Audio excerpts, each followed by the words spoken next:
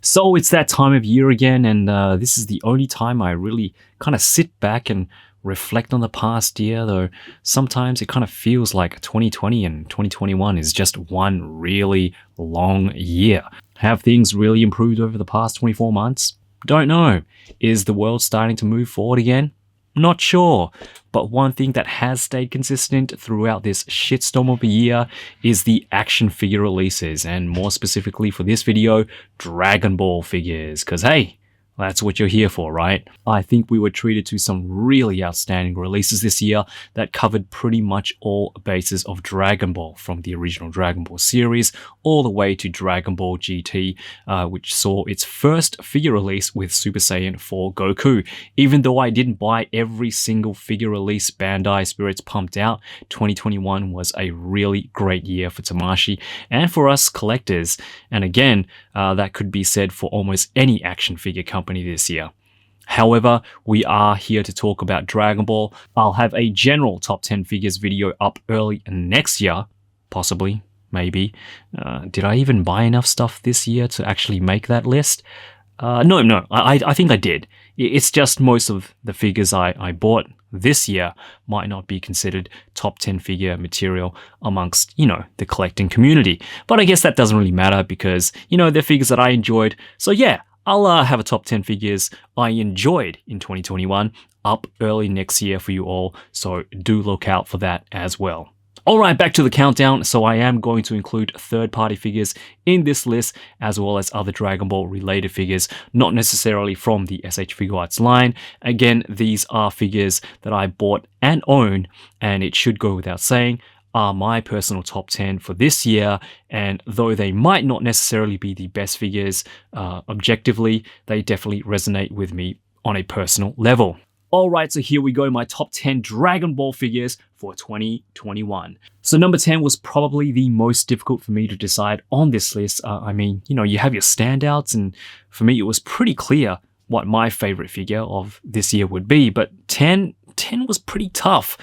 There were so many figures not on this list that could have easily taken the number 10 spot, because pretty much everything this year, for me anyway, was, pretty good. There were only a few great figures, but a lot of, pretty good ones.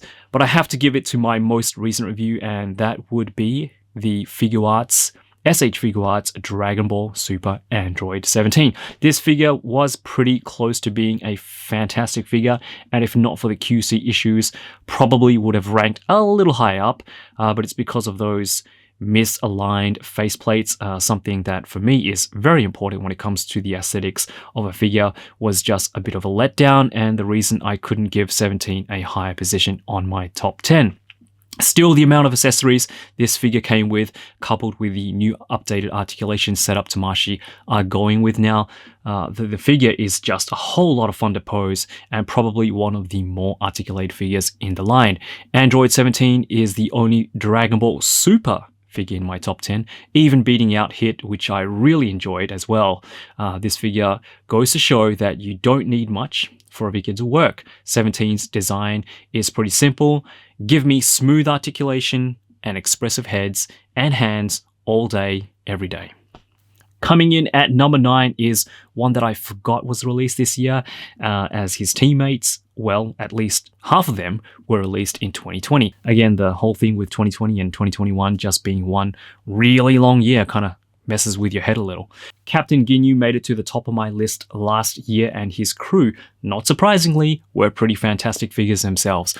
Berta was always my second favorite, just under Ginyu himself in the team. However, Raccoon for me was just that little bit more impressive as a figure.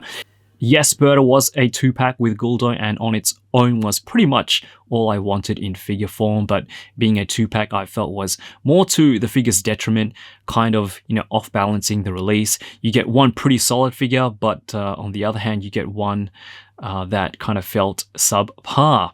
However, Raccoon was just the perfect representation of that quirky character I remember from the series, translated perfectly to figure form. Raccoon is just a whole lot of figure, chunky, but butter smooth when it comes to articulation.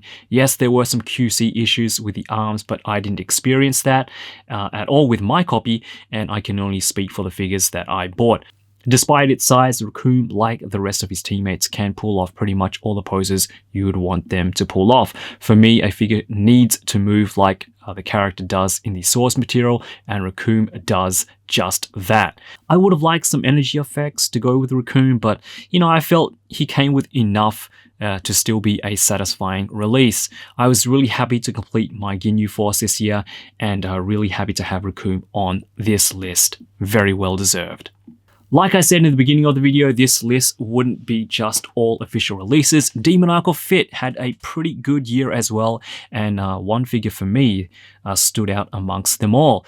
Demoniacal Fit Counterattacking K, or their version of the Whiskey Super Saiyan Blue Goku.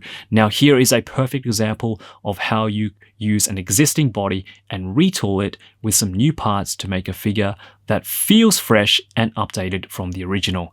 Yes, the body is just the 2.0 Goku mold, but all the new parts, especially the new head sculpt, makes this release even rival what the guys over at Tamashii are doing. The quality of Counterattacking K also feels on par, if not better, than some of the official releases, especially with all the QC issues Tamashii have been experiencing recently. This release really feels like the whole package, using a familiar, well-articulated body but giving it a bit of a facelift, with some very well-sculpted new parts and accessories that make it a very satisfying figure. So again, with the 2-packs, here is a set I felt did it right, and despite being a premium Bandai web exclusive, meaning the only way you could get a fully articulated Chaozu was through this limited release, both figures in this set were 2 characters I really needed to fill out my Z Fighters roster. Yes, Tamashii released the Cell Arc version of Tien and Chaozu, 2 figures that a lot of collectors were waiting for, me included, since the original release. Those versions were great, but this version of Tien, this one right here, with this sash across his chest, is the one I remember the most, and the one that I kind of identify when I think of Tien. Yes, that's right, out with the little statue we got with the previous version, because this little guy can pose. Yeah, Chaozu may not be as articulated as the bigger figures, but for its size is more than enough for all those action poses you'd want Chaozu to be in. Throw in some teeny tiny extra hands and you got yourself a pretty stellar 2-pack, making my number 7 pick for the year, Tien and Chaozu. Tamashii's first release for 2021, and probably one of their best. Bardock was one of many figures in their roster this year that got a lot of collectors excited for this line. It's one of those figures that people made customs of, so the demand for this guy was definitely there. The colors weren't ideal for some, but all in all, a beautiful new sculpt and one of the best articulated figures in the line. That torso is just so good. We even got a brand new head sculpt for Bardock, which made it feel even less like another Goku retool. This felt like a figure that was made specifically for the character, sharing absolutely no parts from any Goku figure. And to top it off, it was a regular release, which made it easier for us collectors to get a hold of. My only regret is that I didn't pick up 2. Speaking of highly anticipated characters, Raditz is high on this list. Tamashii just knocks it out of the park with another new Saiyan figure that is just a perfect representation of the animation. The spot-on proportions, those beautiful anime-inspired faces, even the hair, when you're not looking at it from the side, this is just a beautiful figure with some great articulation to match that bigger body. A few more paint apps would have been nice, but the sculpt work definitely makes up for it. Raditz was one of my personal hype figures this year, and it definitely lived up. Now I know this isn't Figuarts, it's a different scale, and I know a lot of you really didn't like this one, or the line for that matter, but hear me out. For me, again, this is just me personally, I absolutely loved this figure. Even with what happened to my Imagination Works Goku, this style of figure, the way it incorporates soft and hard plastics, cloth material, it really does work for Vegeta. A lot better than it did for Goku. It's one of the best looking sculpts, and with all the interchangeable pieces, it really is for me just a beautiful piece that photographs extremely well and is at the center of my collection. Again, I know it's not for everyone, especially with the higher price tag, but I really do think this figure has a lot to offer, and it's a figure that shouldn't be compared to Figuarts because it's not. They're two different lines. One has a higher playability value and the other is more for display purposes.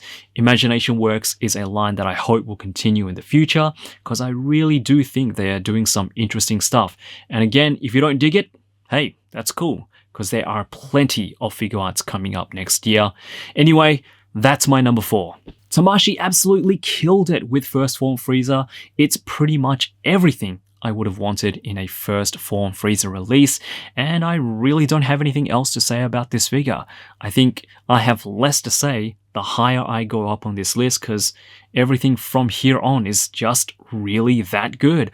I really don't have any complaints about this figure except that I hope we get all forms of Frieza. Second, third, Mecha Frieza, Full Power Frieza. I want them all and make them just as good as this one. So I know some of you will hate me for putting this figure at number 2, and to be honest, number 1 and number 2 are pretty much equal in my eyes anyway. Super Saiyan 4 Goku is my number 2 today, but he could very well be my number 1 tomorrow, and vice versa. This is the best SH Figuarts Dragon Ball figure, hands down. Well, second best today anyway, and pretty much perfect in all criteria that makes a figure perfect.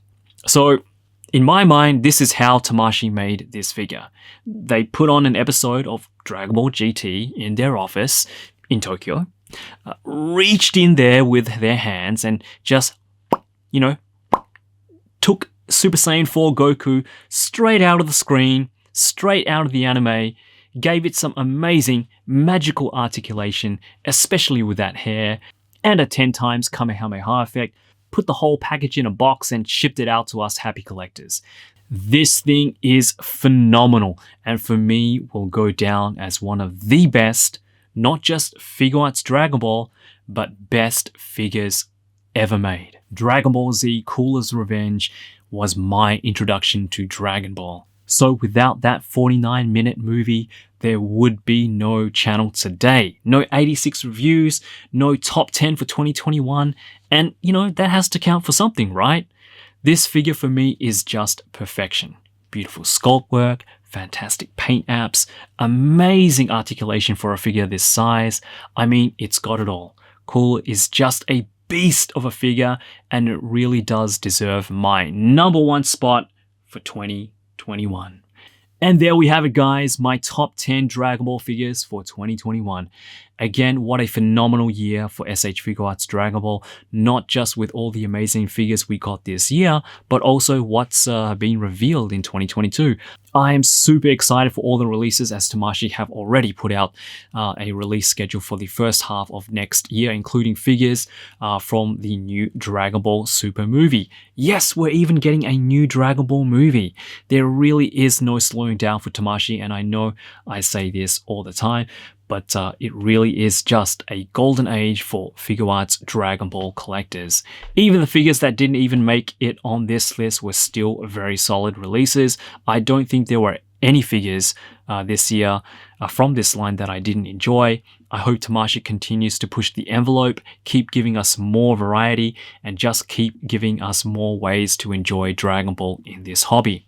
Once again, this was just my personal top 10 figures of the year, but I would really love to hear your top 10 figures of 2021. What did you enjoy? What did you not enjoy? Let's hear it in the comments below.